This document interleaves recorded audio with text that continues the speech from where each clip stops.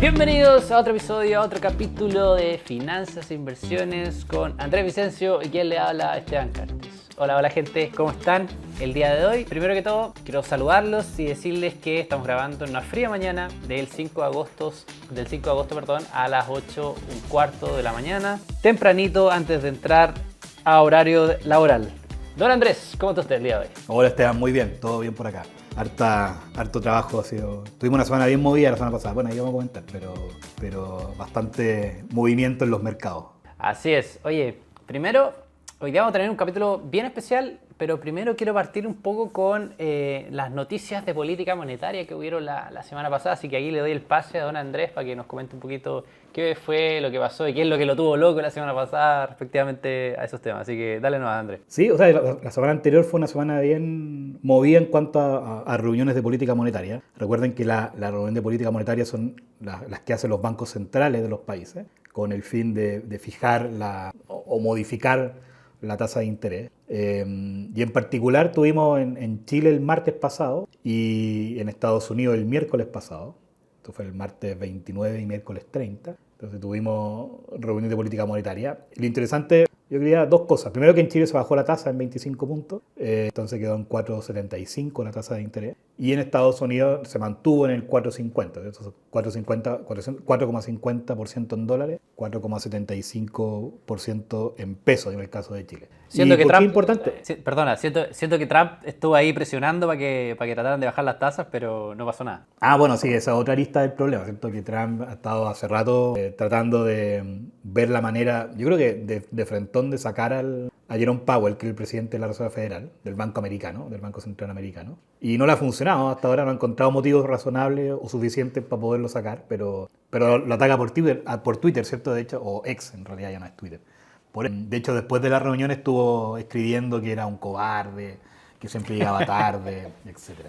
No, pero lo interesante de estas dos reuniones, yo creo que se enmarcan en las cosas que hemos comentado en capítulos anteriores respecto a la importancia que tiene la tasa de interés para los retornos futuros, ¿cierto? Y creo que en algún capítulo de ahí, quizás de los primeros, mencionábamos de que cuando la tasa de interés baja, ¿cierto? Eso es un buen incentivo para los activos de riesgo, sobre todo las acciones, ¿cierto? Entendiendo por activos de riesgo las acciones en general. Y bueno, yo creo que un poco esto no es una recomendación de inversión, pero si uno quisiese armar hoy día una cartera, dado que están bajando las tasas de interés en Chile y probablemente, bueno, Estados Unidos no la bajó el miércoles pasado, pero el viernes hubo datos de empleo que salieron bien malos, entonces el mercado empezó a internalizar de que probablemente en la reunión de septiembre, que es la próxima reunión de la Reserva Federal, probablemente ahí baje la tasa de interés. Entonces, a lo que voy es que es un camino interesante de recortes de tasa que puede ser un buen puntapié inicial para pensar en un portafolio más agresivo, ¿cierto? Con más cantidad de acciones en ese portafolio. Y quizá lo otro relevante es que lo han hecho en particular, sobre todo en el caso de Chile, porque ya hay más convencimiento de que la inflación viene cayendo, ¿cierto? En Estados Unidos no la han bajado todavía, porque de hecho uno de los argumentos que da Powell es porque aún es dudosa cuál va a ser la importancia o el efecto que tenga las tarifas, ¿cierto?, sobre la inflación. Entonces, dado que todavía hay dudas al respecto, prefiere esperar.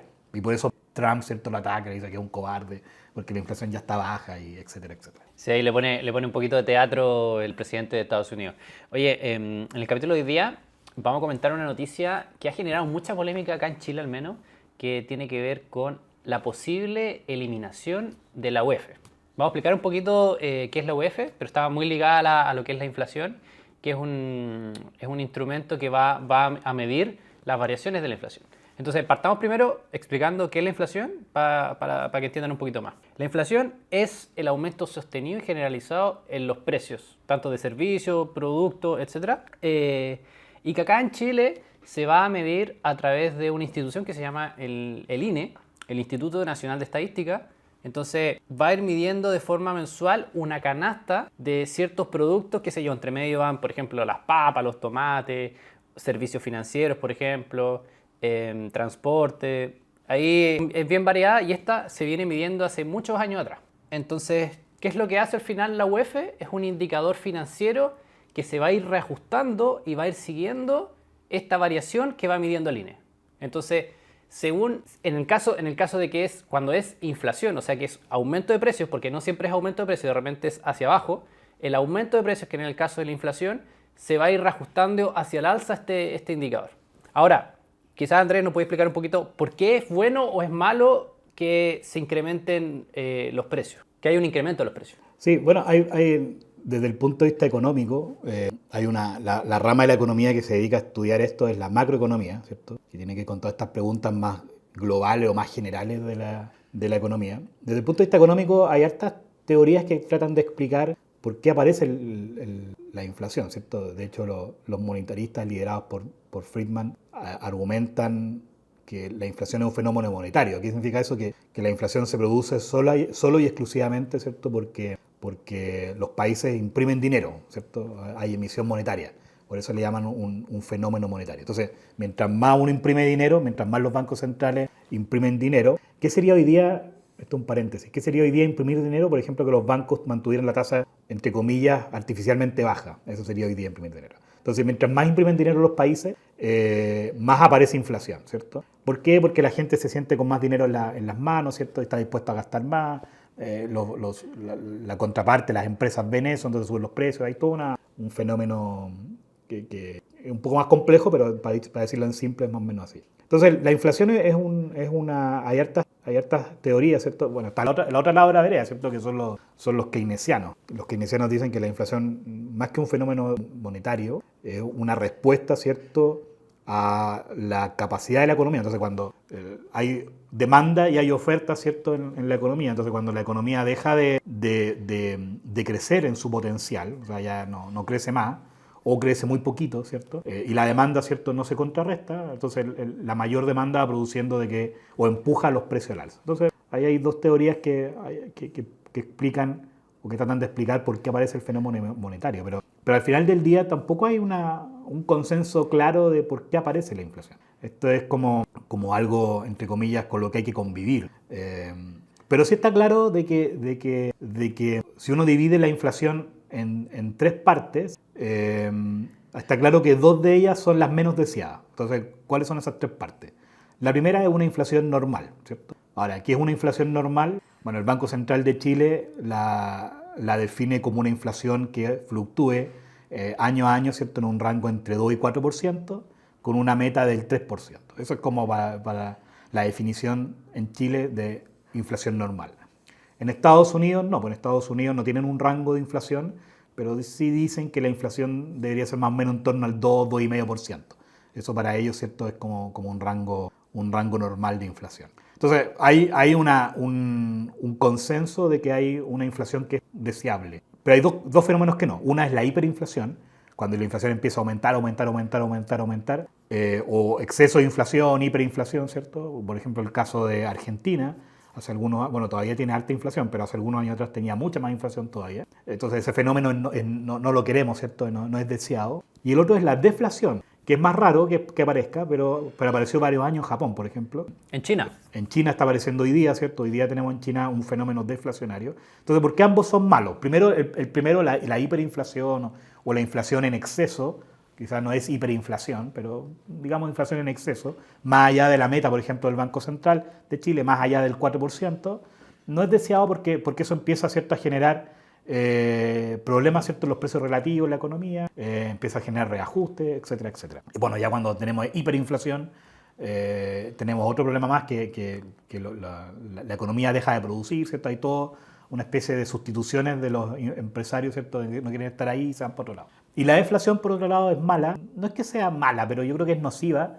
porque al final como que frena la economía, ¿cierto? Para decirlo en simple, si uno ve o cree, porque está viendo los precios, ¿cierto? Está viendo los precios que están cayendo, entonces cree de que el automóvil que quiere comprarse este año va a ser mucho más barato en 3 años más, probablemente esté dispuesto a esperar, ¿cierto?, para poder consumir. Entonces, esa espera en el consumo, que al final redunda en una espera, entre comillas, en la producción, ¿cierto?, al final va dañando la economía porque el país deja de crecer. Por eso no es raro, ¿cierto?, de que en Japón hayamos visto durante tantos años una deflación y además un poco crecimiento de la actividad económica, probablemente porque no habían incentivos suficientes para gastar, o dicho de otra manera, hay motivos suficientes para ahorrar, ¿cierto? Ahora, insisto, ¿por qué aparece la inflación? Es un fenómeno muy extraño de explicar, pero como te digo, hay teorías en la economía, hay algunas más modernas, ¿cierto? Está el tema de los costos, ¿cierto? Que dice que las empresas aumentan los precios porque al final los costos aumentan.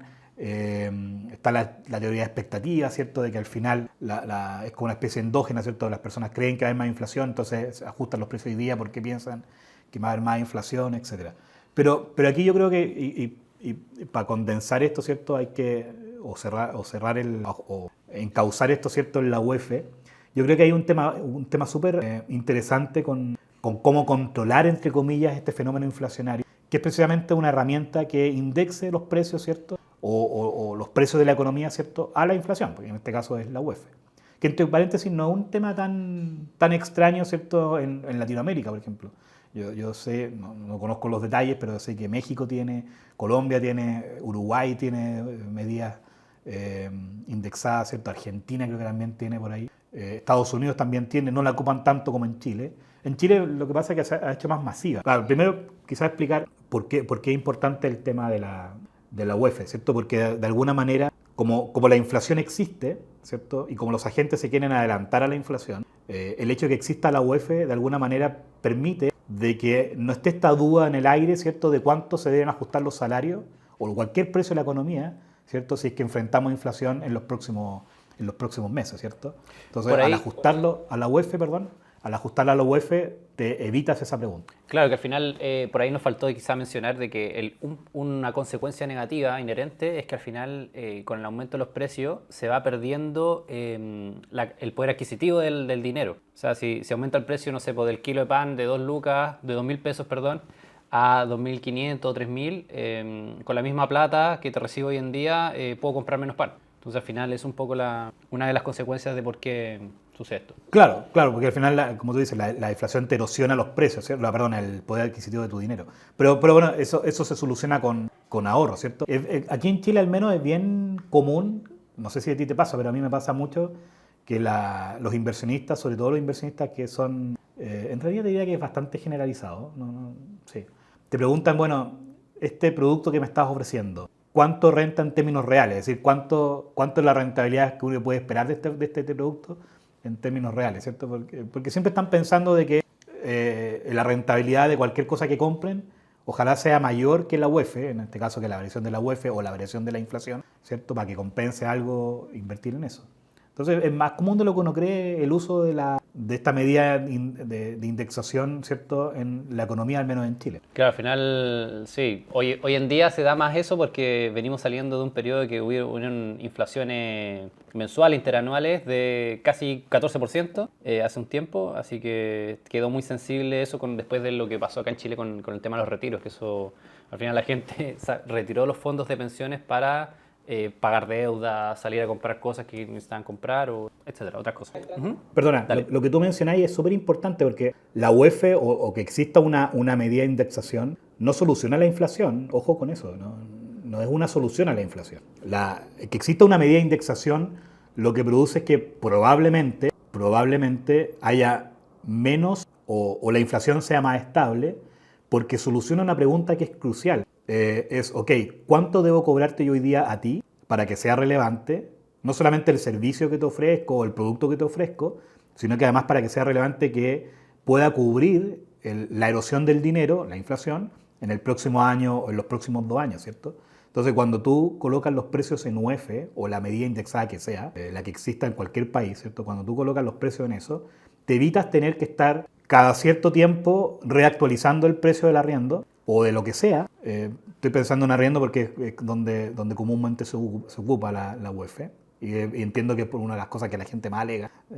Aunque la UEF se ocupa en todo, ¿cierto? Se ocupa en las cosas que pagamos, ¿cierto? Aquí menos en Chile está como bien... Educación. En educación, está como bien internalizada en todos los precios. Pero soluciona esa pregunta, ¿cierto? O ese problema de tener que estar reactualizando todos los meses o cada cierto tiempo, ¿cierto? Los precios porque no sabemos cuál es la inflación. Y dado que quizás la inflación nos equivocamos y la inflación fue mayor, etcétera, hay que hacer una reactualización. Pero la OEF soluciona ese problema, pero no soluciona el problema inflacionario.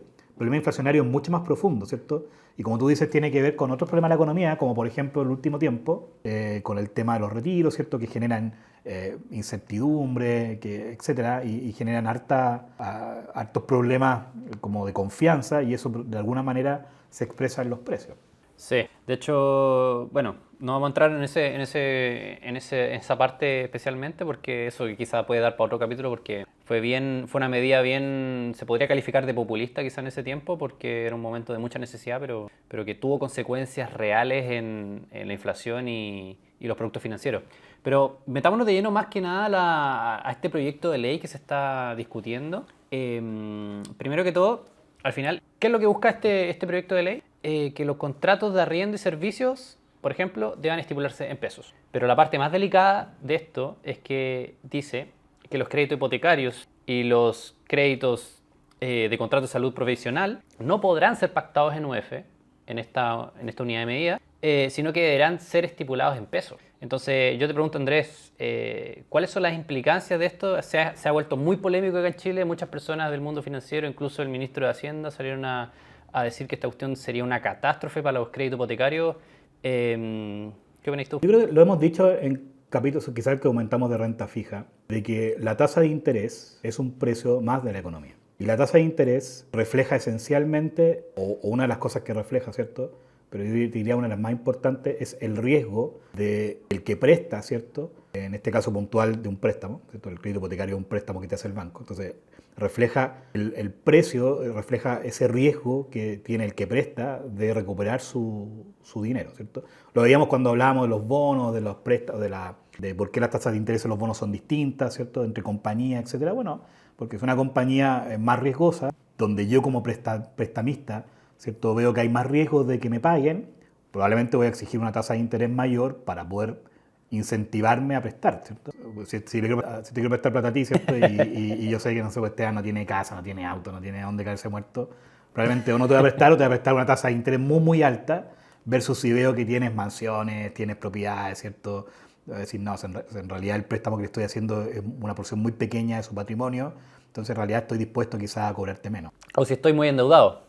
O si estáis muy endeudados, ¿cierto? Y eso es un comportamiento súper normal en la economía, en toda la economía, en cualquier parte del mundo, y desde la época, yo creo que la edad de piedra, ¿cierto? Que siempre que alguien quiere prestarte plata, está dispuesto, ¿cierto?, a prestarte, pero a cambio de una retribución, ¿no? Esta cuestión no es gratis. Al menos la inflación, ¿cierto? Por eso son en UF, o por eso están indexados, porque al menos págame la inflación, ¿cierto? O la pérdida de mi dinero, ¿cierto?, por inflación. Por eso están en UF. Pero claro, cuando uno le quita el tema de la UF, lo que está haciendo es que ya, supongamos que hay solamente un riesgo, que es el riesgo de no pago, ¿cierto? Ya ese riesgo de no pago le está agregando otro riesgo más, que es el riesgo de no saber cuánto va a ser la inflación de aquí a 5 años, 10 años, lo que dure el crédito, 30 años, lo que dure el crédito. Entonces, por naturaleza, solamente por un tema de cómo se comporta la oferta y demanda, ¿qué va a pasar con el precio? El precio va a subir, la tasa de interés tiene que ser más alta, ¿cierto? Si antes era 5, ahora no va a ser 5, va a ser 8, va a ser 10, ¿cierto? Y eso obviamente cierra mercados, porque obviamente la pregunta que hace, el punto que hace Mario Marcel, el ministro de Hacienda, cuando dice esto va a ser un descalabro para el sector hipotecario, en realidad lo que está diciendo, porque así podría ser, ¿cierto? Es cosa de ver países no muy lejos de Chile, los créditos van a ser mucho más caros, por tanto el acceso al crédito va a ser aún más difícil, los bancos no van a querer prestar plata, y no es porque no sean altruistas, porque sean poco generosos, no, porque así funciona el mercado, ¿cierto? Si hay riesgo en la economía, yo estoy dispuesto a prestarte, pero obviamente condicional, ¿cierto?, en que el precio de ese riesgo es mucho mayor. Entonces, por eso decíamos recién, la UEF soluciona un riesgo, entre comillas, que es muy común en toda la economía. No solamente para los que prestan plata, sino que para los que fijan precios, para los que invierten, para los que crean una empresa de servicios como la que tiene don Esteban, ¿cierto? La UEF lo que ayuda, ¿cierto?, te soluciona ese problema de no saber cuánto tengo que cobrarte en 2 o 3 años más, ¿cierto? Porque la inflación me va a perjudicar. Porque el precio ya va capturando ese reajuste de la inflación. Y por eso no es raro que en Chile, durante tantos años, salvo quizás los últimos 5 o 6 años, pero también por temas externos también, pero no es raro que los últimos 20, 30 años tengamos inflaciones bajas en Chile, comparado con cualquier país de Latinoamérica, porque tenemos una medida que está ultra inserta en la economía, que nos ayuda a solucionar la gran pregunta de no saber cuánto cobrarte porque tengo miedo de que mi plata, ¿cierto?, se vaya erosionando en el tiempo producto de la inflación. Totalmente. Oye, yo creo que también deberíamos entrar, por ejemplo, primero mencionar que esto es un proyecto de ley, todavía no está publicado, no está efectivo, es solamente porque ha generado mucha polémica esta medida, pero yo quería hablar contigo también cómo podría ser un eventual problema sistémico en el sector inmobiliario en caso de que esto se hiciera efectivo. Por ejemplo, no sé, por ejemplo, si el banco restringe el acceso al crédito, estos créditos, como tú mencionas, las tasas tendrían que ser más altas. Esto al final, de alguna forma, disminuiría la profundidad de los créditos, porque al final se van a dar menos créditos. Si se dan menos créditos, las inmobiliarias venden menos departamentos. Si venden menos departamentos, tienen los incentivos a construir menos. Entonces, ¿cómo se va concatenando este riesgo sistémico con lo que podría ser la eliminación de la UEF? O sea, yo creo que tú lo has dibujado de manera bastante clara, porque, claro, uno podría pensar ya, supongamos que además, los bancos les prohíben subir la tasa de interés, ya, supongamos que sí, cosa que no creo que ocurra. Bueno, pero lo que van a hacer los bancos es que van a cortar los plazos, ¿cierto? En vez de prestarte 30 años, te van a prestar a 10, me estoy inventando. O te van a pedir mayores garantías, que es normal, todos hacemos lo mismo cuando prestamos plata, aunque le prestemos plata a los amigos, y uno inconscientemente pide garantías, ¿cierto? La partida no le presta plata a cualquier amigo, le presta plata a los amigos, ¿cierto?, que cree que le van a pagar. Entonces ya hay una garantía, entre comillas, de confianza, de palabra, ¿cierto? Yo te presto plata porque yo sé que de alguna forma tú me vayas a responder. Pero uno le presta plata a cualquier persona en la calle, ¿cierto? Precisamente porque no tiene garantía o no tiene manera de estar seguro de que la plata te devuelva. Entonces, los bancos algo van a hacer o probablemente van a cortar los créditos, puede decir frentón, no prestamos más plata, punto. Esto no es un negocio que sea rentable, o no le prestamos más plata, ¿cierto?, a este rango etario, cualquier cosa. Entonces ya tenemos un problema, ¿cierto?, de menor, o podríamos tener un problema, ¿cierto?, de menor acceso al crédito para los comunes mortales como nosotros, ¿cierto?, que necesitamos de eso para poder comprar una casa o un departamento, o lo que sea, una propiedad. Y por otro lado, como tú dices, ¿cierto?, al haber menos flujo o menos dinamismo del crédito también, eso corta empleo, corta actividad económica, ¿cierto? Hay menos proyectos, hay menos inversión, y eso al final del día es más nocivo para la economía. Y en particular, ¿cierto?, la construcción, que es en cualquier parte del mundo, totalmente en Chile, en cualquier parte del mundo la construcción es como la primera variable o el primer sector, ¿cierto?, cuando la economía anda bien, es el primer sector que empieza a andar muy bien. Cuando la economía anda mal, es el sector que está más... Entonces, si uno quiere ver si la economía en el país, ¿cierto?, va a andar mejor o peor en los próximos 6 meses, bueno, mire el sector construcción. Si hay dinamismo en el sector construcción, probablemente ande todo muy bien. Si no, bueno, probablemente las cosas sigan como están. Bueno, hemos abarcado hartos temas bien densos en este capítulo. Vamos a dejar que decanten un poquito antes de seguir tocando con mayor profundidad estos temas, pero primero quiero cerrar este capítulo mencionando que por qué es importante, muy importante el tema de la inflación, es porque al final la inflación y lo que pasa con la inflación repercute directamente en las decisiones de política monetaria. ¿Qué pasa con la tasa de política monetaria? Los cambios suben, bajan. Entonces, ¿y qué es lo que pasa al final con los cambios de política monetaria? Va a repercutir directamente en los precios de los activos y cómo se valorizan esto, como comentamos en otros capítulos anteriores.